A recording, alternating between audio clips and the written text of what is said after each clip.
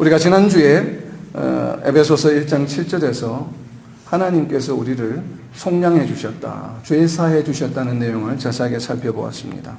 하나님께서는 그리스도의 피로 말미암아 속량, 곧 죄사함을 우리에게 주셨습니다. 근데 죄사함을 위해 하나님께서 우리를 위해 마련해 주신 것이 바로 예수 그리스도를 통한 속량이라고 하는 이 방법이죠.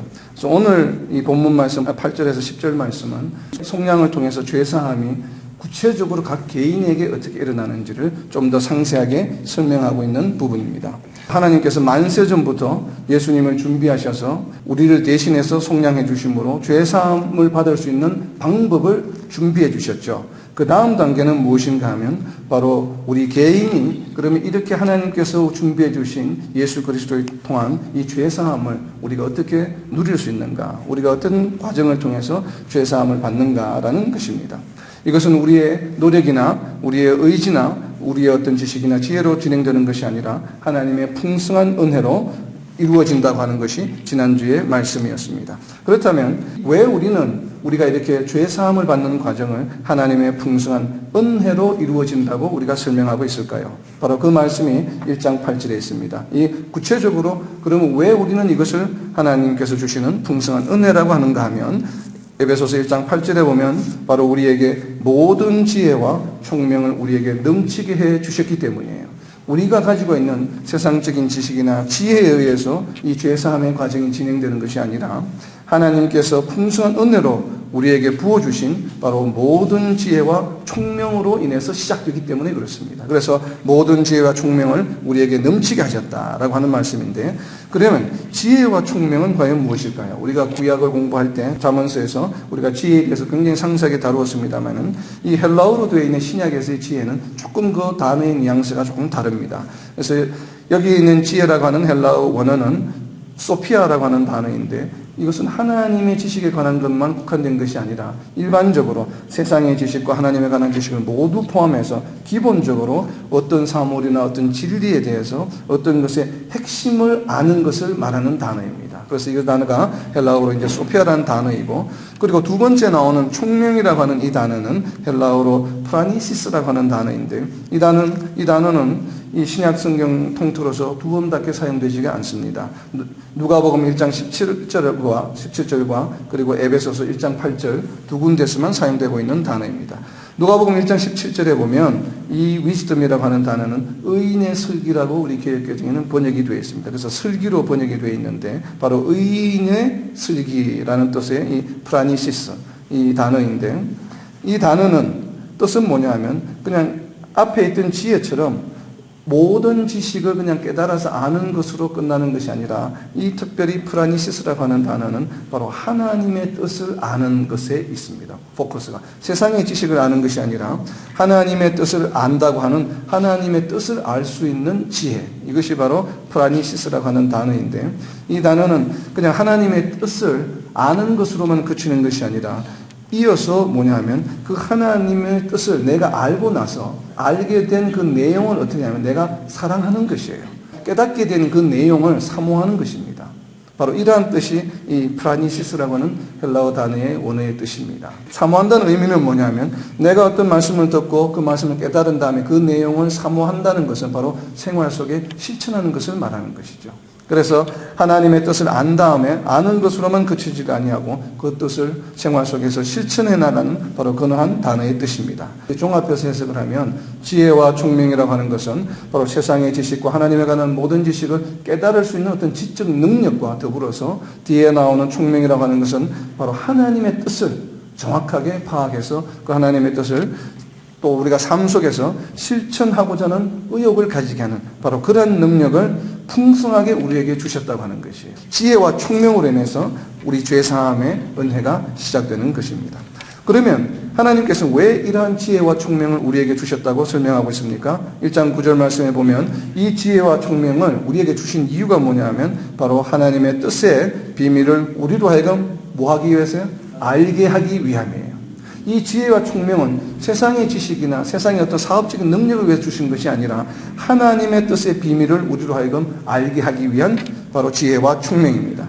그럼 여기에서 비밀은 어떤 뜻인가 하면 이 비밀, 헬라어 무스테리온이라고 하는 단어는 우리가 일반적으로 일상생활 가운데 우리가 서로 친구들 간에 우리 비밀이 있잖아요. 둘만 아는 비밀. 비밀에 적용되는 사용되는 단어가 아니에요. 사람들 간에 누군가가 몇몇 사람이 비밀이라고 하는 것은 다른 사람이 그 내용을 알게 되면 어떻게 돼요? 그 내용을 충분히 다 알 수 있죠. 그죠?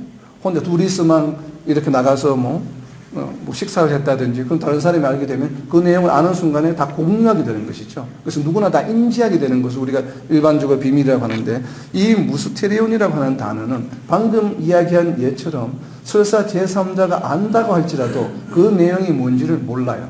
설사 그 내용이 컨텐트가 다른 사람에게 노출된다 하더라도 그 사람은 그 내용이 무슨 의미인지 잘 모른다는 거예요. 그러니까 우리가 무언가를 알게 되고 나서도 정확하게 구체적으로 우리가 그것을 잘 알지 못하지만 그러나 인정하는 바로 이것을 우리가 무스테리온이라고 하는 단어입니다. 그래서 이것이 이제 원래 헬라어에는 숨겨진 것, 어떤 종교적인 비밀을 말합니다. 설사 내용을 누가 읽거나 듣는다 할지라도 그것에 공감하거나 함께 할 수 없는 거예요. 이제 그런 단어가 바로 무스테리온이라고 하는 단어입니다. 그래서 결국 다르게 우리가 표현하면 아는 사람들끼리만 아는 것이죠. 그죠? 왜 이 아는 사람들끼리만 알게 됩니까? 어떠한 내용을? 이 비밀은? 바로 이 아는 사람들끼리만 안다고 할 때 이 아는 사람들은 은혜로 무엇을 받은 사람들이에요?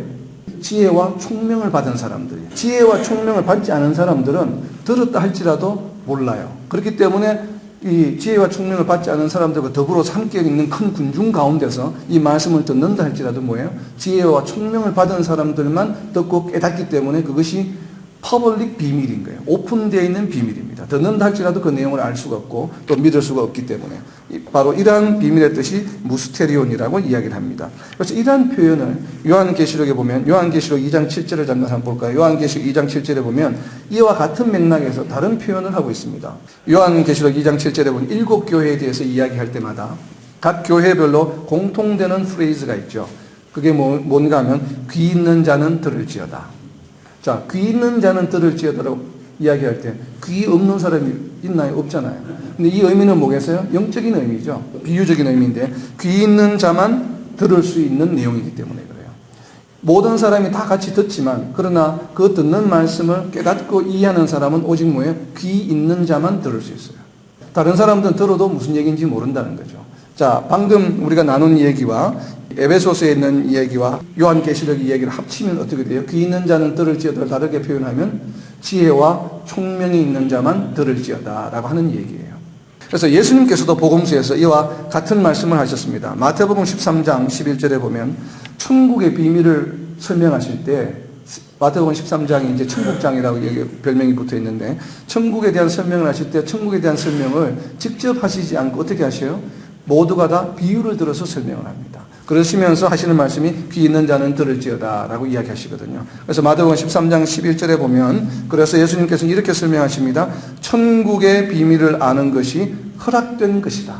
그러니까 예수님이 하시는 그 비유의 말씀을 듣고 내가 천국이 어떤 것인지를 깨닫는 사람은 뭐예요? 자기가 똑똑해서 깨달은 것이 아니라 어떻게 한 것이라고요? 하나님께서 그 사람들로 하여금 천국의 비밀을 깨닫도록 어떻게 하셨다고요? 허락하셨다고. 예수님께서는 그렇게 설명하시는 것입니다. 이 얘기는 뭐예요? 하나님께서 그 비유의 말씀을 듣는 자들에게 무엇을 주셨다고요? 지혜와 총명을 주셨다라고 하는 것이죠. 예수님께서 그래서 마태복음 13장 10절에 보면 모든 이 천국의 비밀을 비유로 말씀하신 이유는 바로 이 비밀을 듣고 깨닫는 자가 어떻게 하기 위해서요? 복이 있게 하기 위해서요. 그래서 말씀을 듣고 깨닫는 자는 복이 있다라고 이야기하시는 것입니다. 그래서 조금 더 뒤에 가서 16절 말씀을 보면 마태복음 13장 16절 말씀을 보면 너희 눈은 봄으로 너희 귀는 들음으로 복이 있도다. 바로 이 이유이죠. 모든 많은 사람들 같이 군중 가운데 하나님의 말씀을 듣지만 그러나 그 말씀을 듣고 깨닫고 또 그 말씀을 사모하고 그 말씀을 생활 속에 실천하고자 하는 이러한 욕구와 또 실행하고자 하는 이러한 마음을 가지고 실제로 실행하는 자들은 뭐예요? 복이 있다라고 하는 것이죠. 그래서 그 말씀이 바로 너희 눈은 봄으로 너희 귀는 들음으로 복이 있도다 하신 이유는 지혜와 총명을 은혜로 주셔서 들을 수 있는 귀와 볼 수 있는 눈을 우리에게 허락해 주셨기 때문에 그렇습니다. 자, 이제 두 번째는 하나님의 뜻에 관한 비밀인데 이 비밀은 바로 하나님의 뜻에 관한 비밀이죠. 우리가 하나님의 뜻에 대해서는 많이 참 공부를 했었습니다만은 여기에는 특별히 이 에베소서에 있는 이 하나님의 뜻이라고 하는 이 뜻이라고 하는 단어는 헬라어 단어는 테레이마라고 하는 단어입니다. 테레이마라고 하는 단어인데 번역하면 하나님이 이루고자 하시는 것이에요. 근데 우리가 이 테레이마라고 하는 단어는 신약 성경에도 꽤 많이 나옵니다. 64회에 걸쳐서 나오지만 우리가 일상생활 가운데서도 자주 사용합니다. 이 단어를. 많은 사람들이 사용해요. 여러분들도 아마 사용해 보신 경험이 있을 거예요. 테레이마라고 하는 단어가. 근데 이게 헬라어로 읽으면 테레이마지만 우리말로 읽으면 딜레마입니다. 그래서 딜레마라고 하는 표현은 우리가 뭔가 할지 잘 모를 때 딜레마다 이렇게 이야기하죠. 그게 다르게 이야기하면 하나님의 뜻이다. 우리가 어떻게 할 수 없다는 것이 하나님의 뜻에 따라서. 그래서 딜레마라고 하는 이 테레이마라고 하는 것은 에베소서 1장에 있는 하나님의 뜻이라고 하는 이 뜻에 해당하는 단어가 바로 테레이마라고 하는 단어입니다. 이 하나님의 뜻은 하나님께서 세우신 이 뜻, 지금 에베소서 1장 8절에서 10절에 설명하고 있는 이 하나님의 뜻은 하나님께서 언제 어떻게 준비하셨습니까? 이 뜻을 보면 에베소서 1장 9절에 보면 이 뜻을 하나님께서는 그리스도 안에서 미리 예정하셨다라고 설명하십니다. 이 여기에 사용되어 있는 이 예정이라는 단어는 지금 에베소서 1장 5절과 11절에도 보면 예정이라는 단어가 사용되고 있죠. 1장 5절과 11절에 사용되고 있는 예정, 한글 개역개정 예정이라고 번역되어 있는 헬라어 단어는 프라리조라고 하는 단어로 영어로서는 predestined, 운명적으로 이렇게 될 수밖에 없는 그러한 의미의 예정이라는 단어의 뜻입니다. 주로 우리를 선택하셨다고 할 때 이 바로 프라리조라고 하는 단어를 사용합니다. 그러나 지금 1장 9절에 사용되고 있는 우리 개역개정에서 예정이라고 번역되어 있는 이 헬라어 단어는 이 5절과 11절에 사용되고 있는 단어가 아니라 프라티세미라고 하는 단어인데 이 단어는 운명적인 어떤 예정이 아니라 무언가의 목적을 가지고 어떤 목적을 이루기 위해서 미리 준비하시는 뜻을 가지고 있는 단어입니다. 그래서 영어 성경에서는 NIV 성경에서는 purpose라고 번역이 되어 있고 KJV에서는 place before, 미리 준비한다라는 것. 어떤 목적을 무언가를 하기 위해서 미리 준비한다라고 지금 번역을 하고 있습니다. 그래서 한글 성경에는 구별이 없이 그냥 예정이다라고 번역하고 있습니다. 그래서 하나님께서 세우신 바로 이 테레이마, 하나님의 뜻을 그리스도 안에서 미리 예정해 주셨습니다. 그러면 그리스도를 통해 무언가를 이루고자 하는 목적을 가지고 미리 그리스도를 통한 죄사함을 준비하셨다고 하는 것인데 그러면 하나님께서 목적하신 뜻, 이 목적은 과연 어떤 것일까요? 이 목적은 하나님께 어떠한 감정을 드리는 겁니까? 오늘 말씀에 보면 1장 9절에 보면 그 뜻의 비밀을 우리에게 알리신 것이요 그의 뭐예요? 기뻐하심을 따라 하나님께서 미리 그리스도를 통해서 미리 예정하셨는데 그 예정하신 것이 뭐냐 하면 그리스도를 통한 죄사함, 속량을 통해서 우리 죄를 사해 주시는 것인데 그러나 이것이 바로 뭐예요? 하나님의 기쁨이 된다고 하는 것이죠. 왜 하나님께서 그리스도를 통해서 우리를 죄사해 주는 것이 하나님께 기쁨이 될까요? 하는 것이 바로 거기서 설명한 것이 바로 1장 10절 말씀입니다. 왜 예수 그리스도를 통한 우리의 구원, 우리의 죄사함이 하나님께 기쁨이 되는 것인가? 보면 이 기쁨이 되는 이유를 바로 1장 10절에서 이야기하고 있는데 그것이 바로 하나님의 목적이죠. 목적이 뭐예요? 1장 10절에 보면 하늘에 있는 것이나 땅에 있는 것이 다 그리스도 안에서 무엇되게 하려 함이라? 통일되게 하려 함이라. 그러면 하나님께서 기뻐하셔서 기쁨으로 그리스도를 통해서 우리를 죄사해 주신 것의 목적이 뭐냐면 바로 뭐예요? 하늘에 있는 것이나 땅에 있는 것을 통일되게 하려 함이에요. 통일이 바로 하나님의 목적이에요. 그런데 이 개역개정에서는 바로 이 통일을 위한 것이 에베소서 1장 10절에 번역이 되어 있는데 그럼 이 통일은 언제 일어납니까? 근데 1장 9절에 보면 언제 나타나 있어요? 그리스도 안에서 때가 찰 때 일어난다고 되어 있죠. 그래서 우리 개역개정에서는 9절에 되어 있는데 영어 성경에서는 10절에 되어 있습니다. 영어 성경에서는 보면 KJV에서는 1장 10절에 The fullness of time, 시간이 찰 때가 번역이 되어 있고 우리 개역개정에서는 1장 9절에 번역이 되어 있어요. 그래서 보면 NIV 성경에서는 조금 의역을 했습니다. The fullness of times. KJV에서는 우리 개역개정처럼 직역이 되어 있는데 시간이 꽉 찰 때 통일이 일어난다라고 이야기를 하고 있는데 NIV 성경에서 조금 풀어서 설명하고 있습니다. NIV 성경 1장 10절에 보면 When the times will have reached their fulfillment. 그러니까 무언가가 이루어질 때 이러한 통일이 이루어진다라고 이야기합니다. 무언가가 이루어질 수밖에 없는 시간이 다다랐을 때 이 통일이 이루어진다는 얘기죠. 자, 이렇게 보면 이 때는 언제이겠습니까? 구약 성경, 신약 성경을 통틀어서 무언가가 하나님의 때가 완전히 충만해서 이루어지는 때는 어디겠어요? 당연히 요한계시록이죠. 그래서 요한계시록 21장 2절을 보시면 바로 요한계시록 21장에 새 예루살렘이 하늘에서 내려올 때를 말합니다. 새 예루살렘이 하늘에서 내려올 때 바로 하나님이 기쁘심으로 그리스도를 속량으로 하셔서 우리의 죄를 사해 주신 그 목적이 이루어진다는 것인데, 그게 바로 뭐냐면 하늘에 있는 것이나 땅에 있는 것이 다 통일된다고 하는 것이 언제 이루어지냐면 바로 새 예루살렘이 하늘에서 내려올 때예요. 그것이 계시록 21장 2절에 있는데, 그럼 새 예루살렘이 하늘에서 내려올 때 일어나는 현상은 뭐예요? 바로 앞절에 있는 1절에 보면 처음 하늘과 땅이 없어지고 새 하늘과 땅을 보게 되죠. 바로 이때에 통일이 이루어진다고 하는 것입니다. 이 통일은 무엇과 무엇의 통일이에요? 에베소서 1장 10절에 보면 하늘에 있는 것이나 땅에 있는 것의 통일이에요. 그럼 이 통일은 무엇을 의미할까요? 하늘에 있는 것이나 땅에 있는 것이 새 예루살렘이 내려올 때 이 땅에서 통일된다고 할 때 이 통일이라고 하는 의미는 개역개정에서는 통일이라고 번역이 되어 있는데 이 헬라어 단어는 아나케파라이아오라고 하는 단어인데 성경에서 거의 사용되지 않습니다. 두 번만 사용되고 있는데 로마서 13장 9절과 지금 에베소서 1장 10절에서만 이 통일이라는 단어가 사용되고 있습니다. 이 통일이라고 하는 말을 좀 굉장히 이해하기 어려운데 이 통일이라는 의미를 좀 이해하기 위해서는 로마서 13장 9절을 볼 필요가 있습니다. 로마서 13장 9절을 보면 의미를 좀 조금 구체적으로 좀 감을 잡을 수가 있습니다. 로마서 13장 9절을 한번 볼게요. 성도들의 삶, 사랑의 율법의 완성에 대해서 설명하는 구절인데 13장 9절에 보면 간음하지 말라, 살인하지 말라, 도둑질하지 말라, 탐내지 말라 한 것과 그 외에 다른 계명이 있을지라도 내 이웃을 내 자신과 같이 사랑하라 하신 그 말씀 가운데 뭐예요? 다 들었느니라. 많은 이 계명이 있을지라도 뭐예요? 그 말씀 가운데 다 들었다라고 하는 표현이에요. 한글 성경으로 되는 게 잘 모르겠죠. 영어 성경 NIV에 보면 13장 9절에 보면 Whatever our commandment there may be are summed up in this one rule. 그래서 하나의 룰로 뭐예요? 다 요약이 되었다라고 하는 표현이에요. 요약이 되었다. 그러니까 한글 성경에는 말씀 가운데 다 들었다라고 하는 표현이죠. 그러니까 summed up 됐다는 거예요.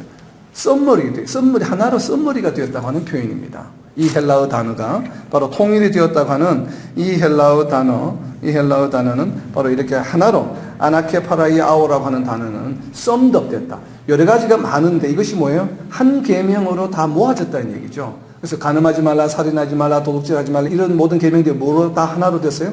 사랑하라. 이웃을 사랑하라고 하는 한 계명으로 뭐가 됐다고요? summed up 됐다. 영어로는 보면 summed up 됐다고 이야기하죠. 이게 요약이 되었다. 또 다른 성경으로 보면 summarized 됐다는 거예요. 요약, 축약이 돼서 뭐가 돼서 하나로 만들어졌다고 하는 단어 뜻이에요. 자, 그래서 이제 우리가 에베소서로 다시 1장으로 돌아오면 하늘에 있는 것이나 땅에 있는 모든 것들이 그냥 뭐가 됐다고요? 하나로 summed up 됐다. summarized 됐다는 것이에요.